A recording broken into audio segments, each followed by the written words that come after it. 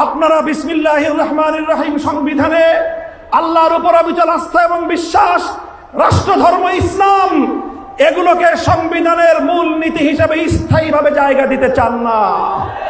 আপনারা এমন ভাবে এগুলোকে সংবিধানে রাখতে চান যে কোনো মুহূর্তে আবার খায়রুল হকদের মতো কোন বিচারপতি কলমের খোঁচা দিয়ে এগুলোকে সংবিধান থেকে মুছে ফেলতে পারে।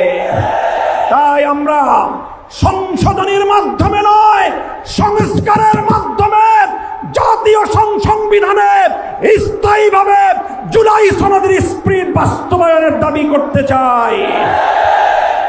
এই গণভোটের রায়ের সঙ্গে যদি বিশ্বাসঘাতকতা করা হয়, জনগণের অধিকারকে যদি রাষ্ট্রীয় ক্ষমতার জাতাকলে পিষ্ট করার চেষ্টা করা হয়, আবার জুলাই হবে, আবার যুদ্ধ হবে, আবার লড়াই হবে, আবার সংগ্রাম হবে ইনশাআল্লাহ।